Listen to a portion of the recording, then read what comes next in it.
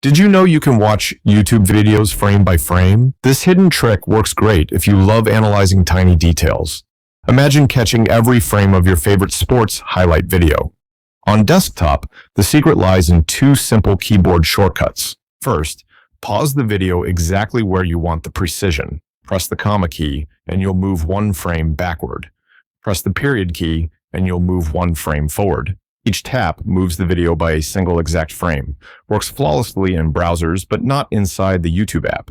Why? Because the app was designed mainly for mobile convenience use. Desktop offers deeper control, perfect for editors, gamers, or movie fans. Did you know most YouTube videos run at 30 frames per second? That means every second actually has 30 different unique video images. Imagine analyzing each one, like pausing time with microscopic control. On mobile, things are slightly different, but not impossible though. Sadly, YouTube hasn't added an official frame-by-frame mobile option, but you can still make precise moves with clever tricks. Tap and hold the progress bar, then slide extremely slowly. This helps you move tiny increments, almost like frame control. Another trick is using the double tap gestures on the screen.